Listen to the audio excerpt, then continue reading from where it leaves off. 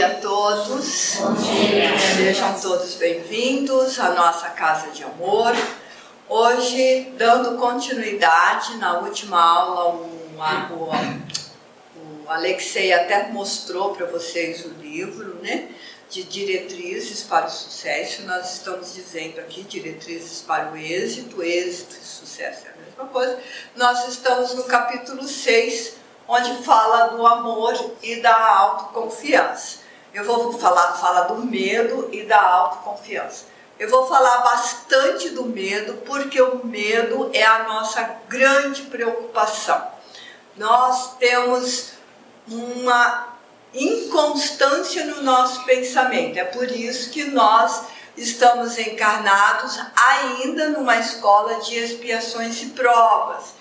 Por quê? Porque nós não conseguimos manter o nosso pensamento no quê? Na autoconfiança, nós não conseguimos manter nas virtudes, nós não conseguimos manter na autoconfiança, nós não conseguimos manter na serenidade, nós não conseguimos manter no amor, nós não conseguimos manter no equilíbrio.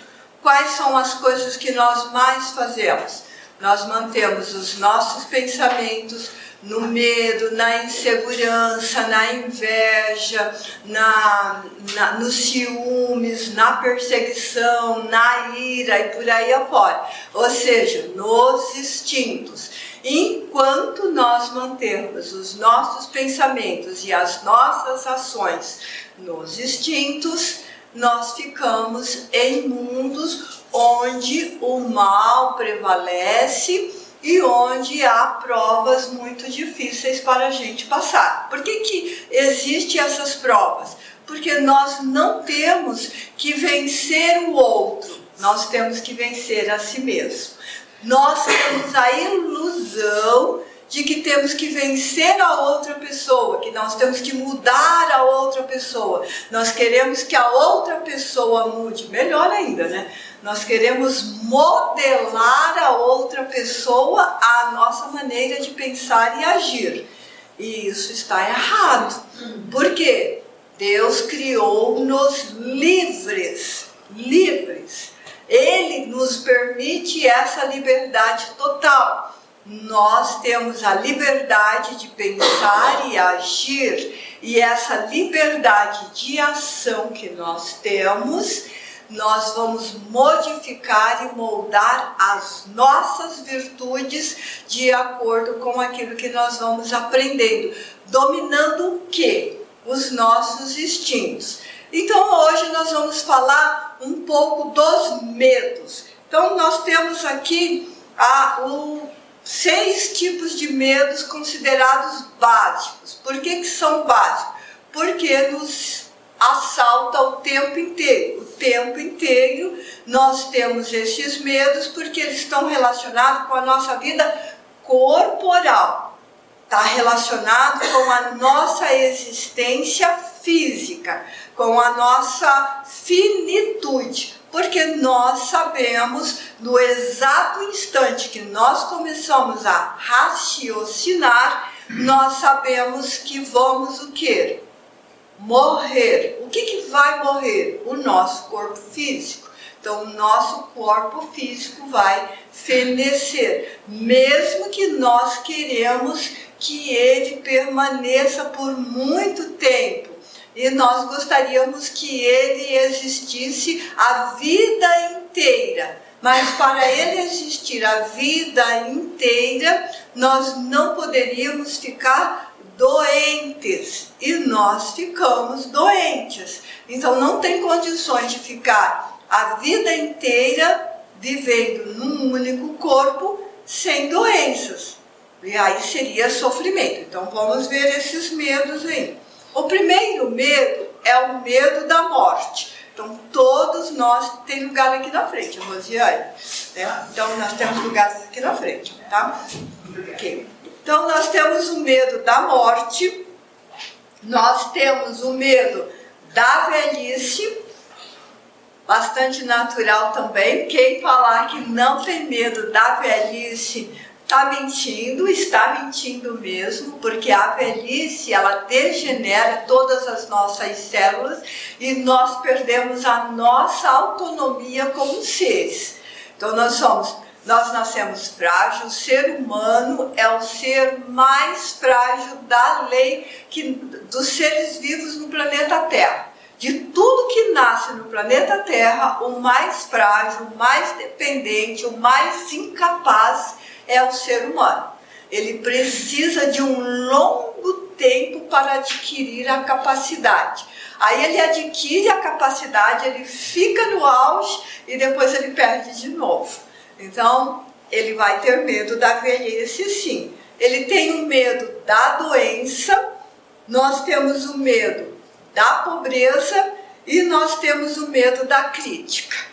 E esta é, vamos dizer assim, que é um dos piores medos que nós temos. O medo da crítica é pior que o medo da morte, que é o medo da velhice, que o medo da pobreza, o medo da crítica. Por quê? E isso está ficando terrivelmente assustador, porque nós estamos ficando tão fragilizados, mas tão fragilizados, que hoje é quase que proibido expressar o pensamento com relação a outra pessoa, porque é por causa dessa fragilidade do eu, essa fragilidade da personalidade. Então, tudo e qualquer coisa que a outra pessoa expressa, a opinião da outra pessoa, desmorona completamente a outra pessoa. E desmorona feio, feio mesmo, entendeu?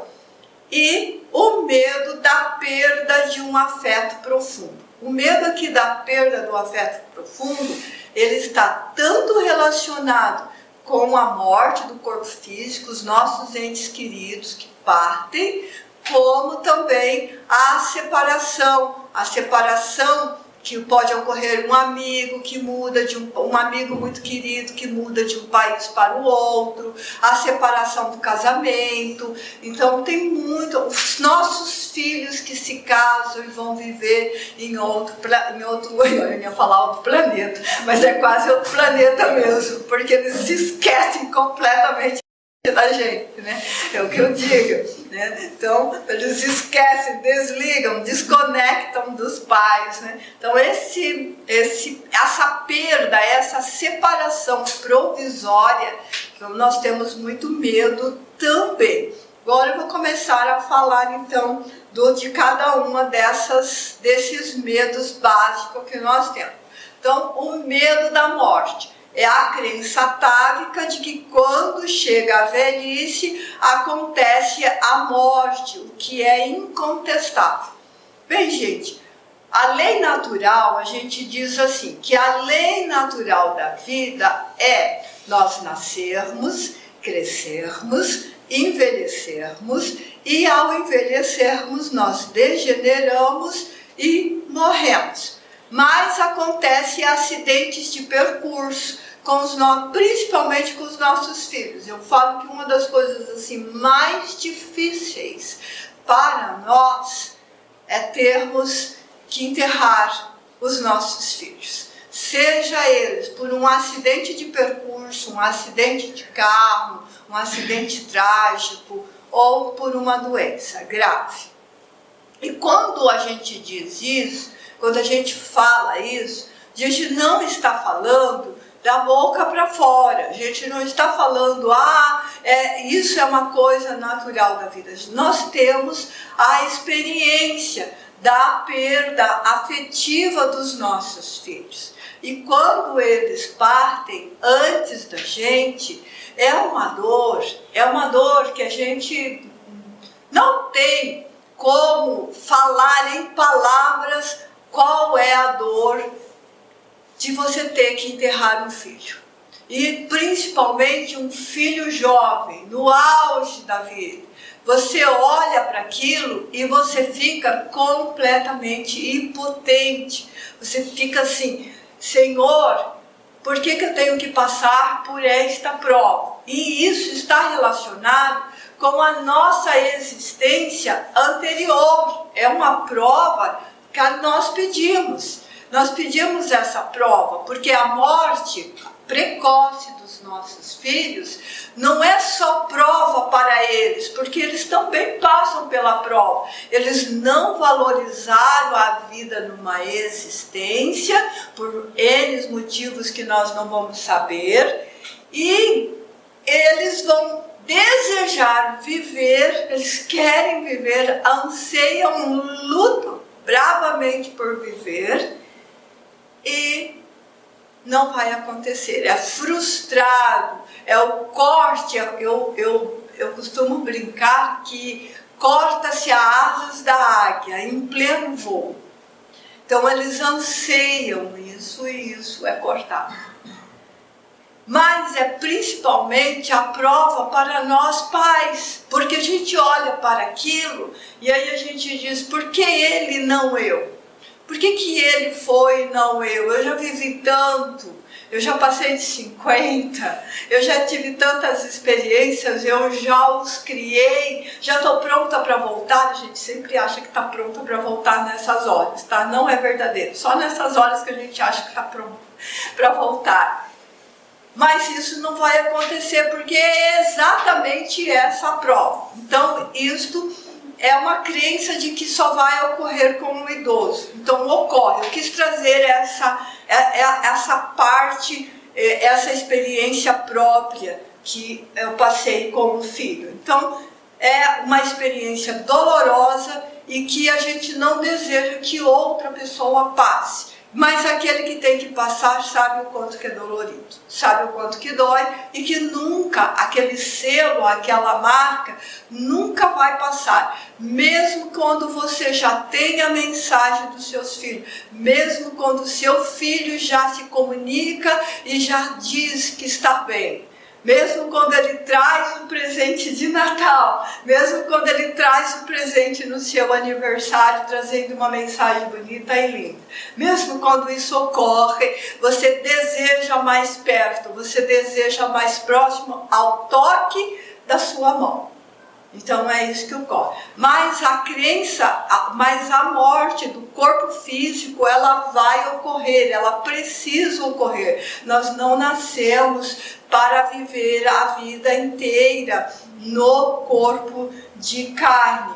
Meus pais estão muito idosos. Meus pais têm 85 anos cada um, pai e mãe. Eu tenho pai e mãe. Eles também passaram por essa prova difícil de ver, já passaram pela prova de ir ao enterro do genro, coisa parecida. E de vez em quando o meu pai diz assim: ai filha, eu acho que agora eu comprei a passagem para o céu. É assim que ele diz. A minha família é da congregação cristã, então eles têm essa...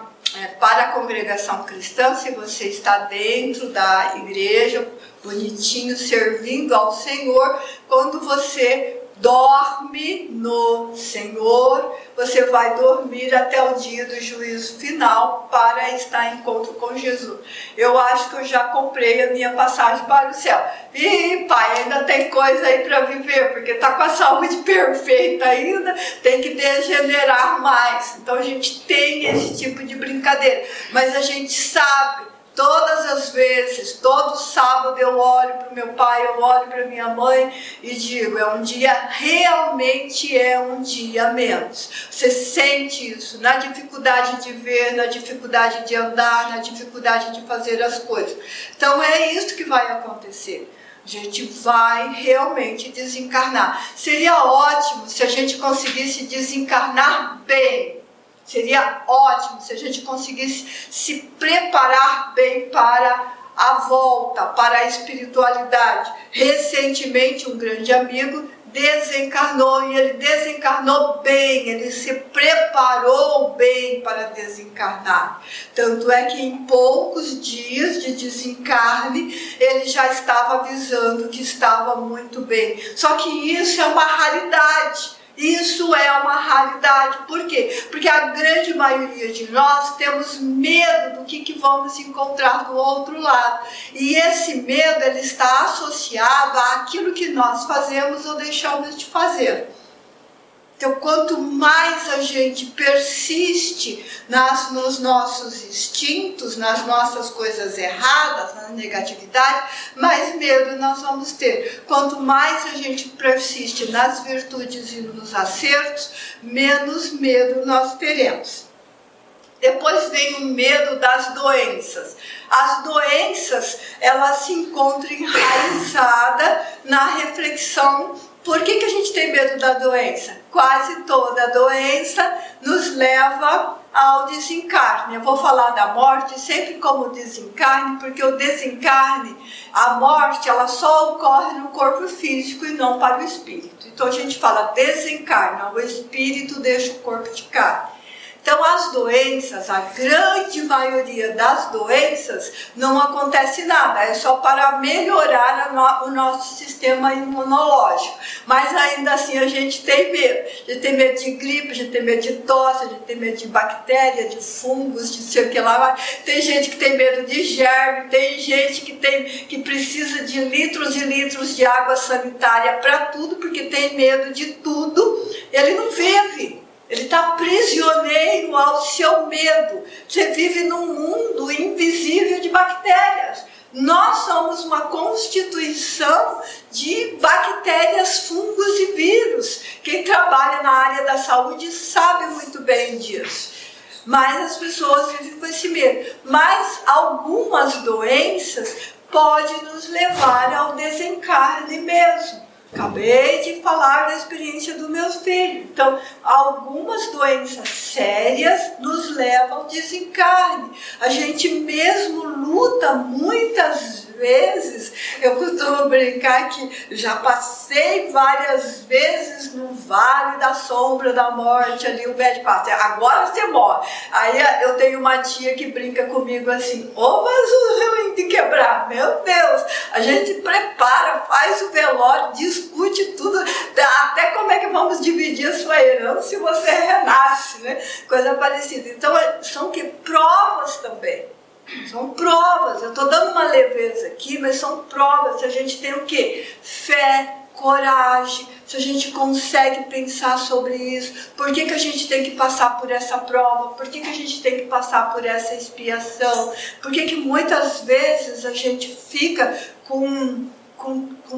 tão degenerado ou tão fragilizado diante da doença, e depois como que a gente fica tão forte, como que a gente ressurge dessa fortaleza que é a doença.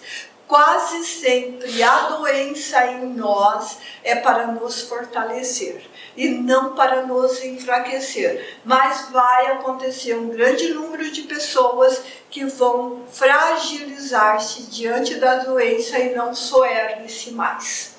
Então ela fica sempre, ela não se cura mais. A doença já foi faz tempo, mas ela não se cura, porque mentalmente ela não consegue se reequilibrar mais. Quando ocorre isso, há necessidade, aí eu sempre vou dizer, há necessidade de uma boa terapia, há uma necessidade de fazer a cura. Ela fala, porque ela guardou tanto, ela fechou tanto, ela ergueu tanto o ombro aqui, porque o ombro do tenso, ele não tem nem pescoço, ele enfia o pescoço dentro do ombro. E aí ele precisa aprender a relaxar e trazer de novo essa vida. Por causa do medo da doença, algumas pessoas morrem para não passar pela doença. Eu me lembro, eu tive uma experiência bem interessante quando começou o Covid. Eu estava na praia, na casa de um amigo, e estava começando a história do Covid, e aí começou aquele falatório e a gente se preparou para subir, porque eu não queria que a doença nos pegasse. E realmente a gente subiu, na outra semana teve o lockdown, fechou tudo, e Deus me livre se eu estivesse lá na praia, ia ser um transtorno. E um vizinho, uma pessoa da rua que trabalhava com um carro de criança escolar, com uma perua, chegou em casa, parou a perua, entrou em casa e suicidou-se porque não queria morrer de Covid. ele adiantou a coisa. Isso é o medo da doença. O medo da doença leva a pessoa a cometer suicídio. A estatística de pessoas que se suicida por não passar pela doença é muito maior do que vocês possam imaginar.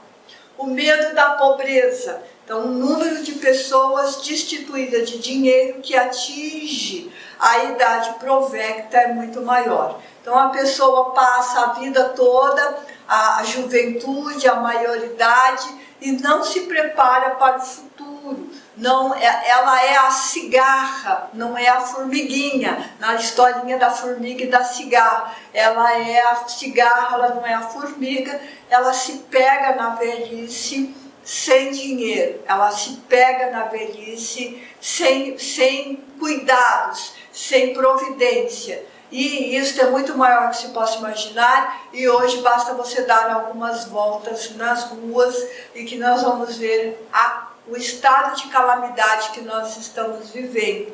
A grande maioria das pessoas que vivem nas ruas em idade mais avançada é esse descuidado, é essa cigarra o tempo todo. Por que essas pessoas têm essa característica? Por que ela não se cuidou? Aquilo que eu falei no início, nós nascemos com uma dificuldade muito grande, depois a gente ganha uma fortaleza, só que a gente esquece que vai perder esse auge, que a velhice vai chegar e você vai perder a sua autonomia. Você não vai ter trabalho, você precisa ter essa previdência. E também ocorre de muitos pais que não criaram filhos com cuidado, com um amor de cuidar dos seus idosos. Então nós vemos muitos pais abandonados, muito idosos abandonados, porque os filhos não foram preparados para cuidar da velhice. Eles foram cuidados, mas eles não receberam instruções para cuidar da velhice. É muito raro você ver famílias inteiras. Eu gosto sempre de falar da minha família porque ela tem esse conceito. Então, meus pais são cuidados pelos filhos, são cuidados pelos netos e são cuidados pelos bisnetos. Ontem eu estava olhando lá o bisneto, 22 anos, o bisneto, foi lá, vô, fiquei sabendo que o vô está gripado, bis, fiquei sabendo que o bis está gripado, vim ver se está tudo bem, está tudo tranquilo, está precisando de alguma coisa, isso é uma raridade. Meus pais já têm bisnetos, e não vai demorar para ter tataranetos, então, porque já tem um bisneto de 22 anos. Então você pensa, isso não é muito comum. Você vê hoje muito a velhice abandonada, a velhice descuidada. Então a gente precisa ver isso. Por isso que aumentou assustadoramente o suicídio na idade provecta. Isso é uma outra campanha que a gente está fazendo, que é cuidar dos nossos idosos. O Brasil está ficando um país velho, idoso, e nós aumentamos assustadoramente em termos mundiais o suicídio na velhice. No Brasil, isso até uns 4 anos atrás, a gente não sentia isso, mas agora está também pesando, igual pesa na Itália, na França, os lugares que mais tem suicídio na velhice, a Itália, a França, a Grécia, Finlândia. Então agora você começa a perceber esse modismo, entre aspas, no Brasil também. Porque você fica abandonado, você fica sozinho. Eles se suicidam por solidão. O medo de perder o afeto legítimo. Então, o medo de perder o afeto legítimo constitui um fator de desarmonia resultante da desestruturação emocional. Quando o nosso ente querido, quando o nosso filho, quando o nosso esposo, quando a nossa esposa, quando o nosso amigo, quando alguém que nós amamos parte pela morte, nós podemos desestruturar emocionalmente. Nesse momento a gente precisa de apoio, nesse momento a gente precisa de acolhimento. A Casa Espírita tem o acolhimento para esse aspecto, está passando por isso, vem conversar comigo, vem conversar com o Antônio, vem conversar com a Dilson, nós passamos com a Lília, nós temos esse acolhimento. Quando é pelo luto, geralmente as pessoas gostam de falar comigo, pela experiência do meu filho também ter desencarnado. Então as pessoas gostam de falar comigo por causa disso, sabe que eu senti na pele, sabe que eu estou pronta, que eu estou aberta a entender a dor que ele está passando. Então há necessidade da gente fazer esse acolhimento, há necessidade, por isso que a gente chama acolhimento fraterno, aquela conversa que vocês têm lá, acolhimento fraterno, esse acolhimento, esse abraço, colher vocês, porque há necessidade, porque é uma dor que desestrutura a nossa psique, desestrutura a nossa alma. Então nós precisamos desse amor, desse apoio, desse acolhimento. Então todos esses medos podem nos acontecer, todos esses medos podem nos acometer de um desespero, nós entrarmos em desespero. Então o que a gente fala? Não se desespere, a casa ela é preparada, ela é estruturada para ouvir, para acolher, para assistir.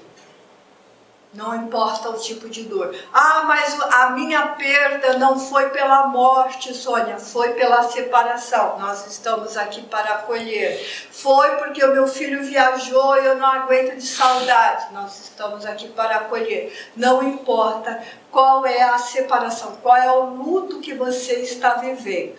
Nós estamos aqui para acolher.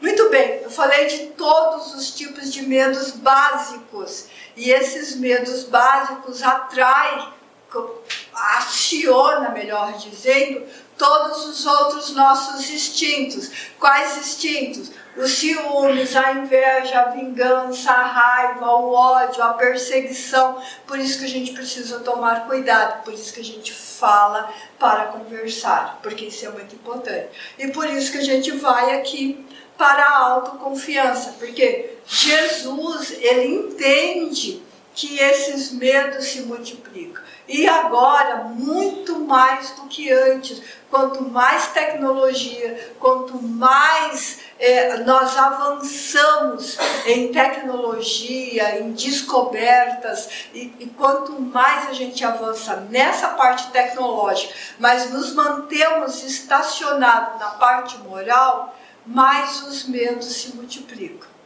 Então nós estamos muito avançados tecnologicamente falando, mas nós estamos quase que na era de Jesus moralmente falando. Nós ainda brigamos muito pelo olho por olho, dente por dente. Ah, Deus não tarda. Ele tarda, mas ele não falha. Ah, Deus está vendo a minha causa. Gente, isso é vingança.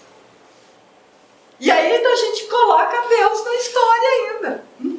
Não basta a gente querer se vingar, a gente ainda coloca Deus na causa.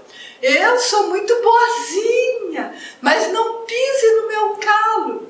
Isso é revide. Isso é revide. E quando nós revidamos, Jesus ensinou que o Pai era por todos nós, que Ele dava o sol e a chuva para o bom, para o não bom, para o justo, para o injusto. Ele ensinou que quando alguém te dá uma patada na cara para você dar outra face, porque aquele que bate é o doente. Quando você revida, você é pior do que ele.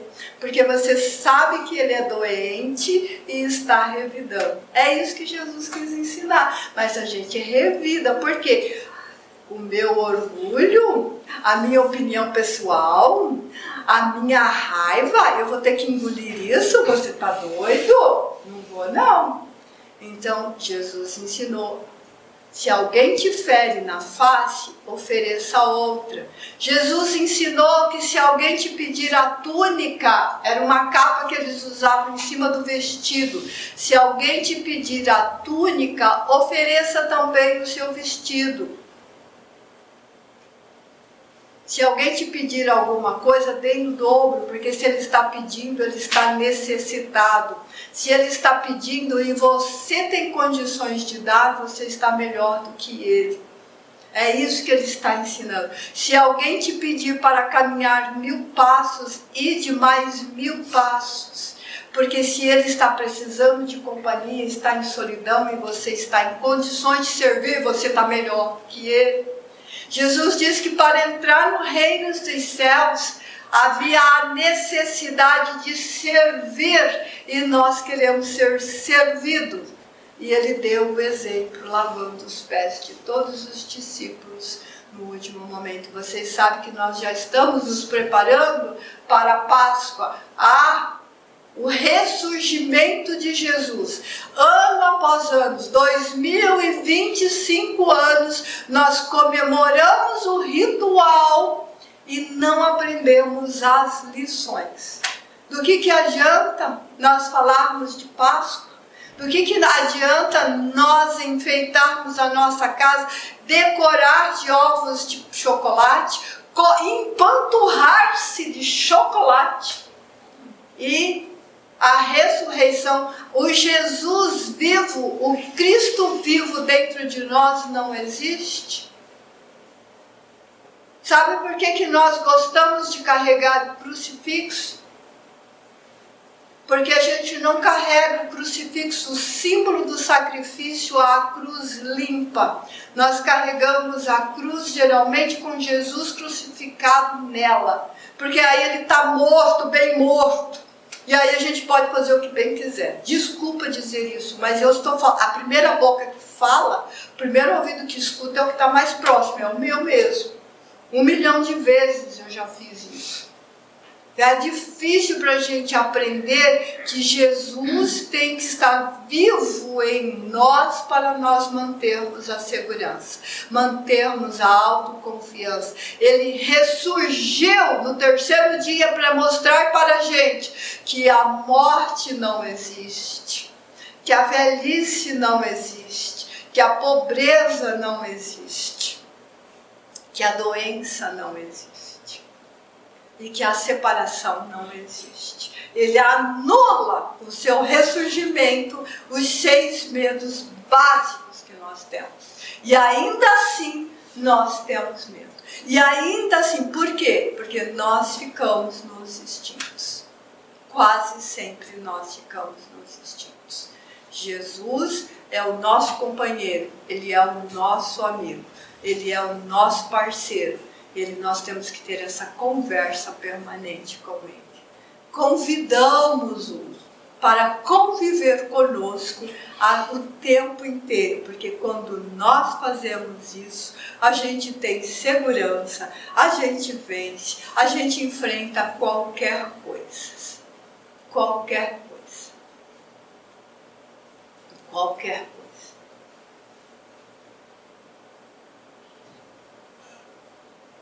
Qualquer coisa. A morte, a doença, o desespero, a insegurança, a pobreza, a indiferença, a separação. Tudo, porque Ele está por nós. Por isso que Ele tem que ser o nosso herói. Então é muito gostoso a gente ter um monte de heróis materiais. Mas vamos ter o maior herói de todos os heróis, que é este homem que veio trazer o amor, veio trazer a paz e veio dizer para nós que a morte não existia e provar que a morte não existia e que quando nós partimos pela porta falsa, nós vamos ter dificuldades de encontrar, de estar com Ele. Então é isso. Esse é o nosso ensino de hoje. Começamos hoje é o primeiro domingo de a gente começar a se preparar para o ritual que o homem gosta de fazer na vida material da Páscoa. Chama-se período de Quaresma, período de 40 dias de preparação para a história, relembrar em si toda a história desse povo para chegar no Filho vivo que veio ensinar a água viva, que veio ensinar o amor. O Pessá, desde o Pessá da escravidão, que era o povo, a libertação, para o Pessá da ressurreição, onde não há mais morte, onde só há vida, só há vida. Que possamos viver essa vida da imortalidade, vivendo hoje como se já estivéssemos na espiritualidade, porque nós vivemos a espiritualidade mais densa, mais espiritualidade. Que Jesus esteja conosco, que a sua paz possa reinar em nossos corações.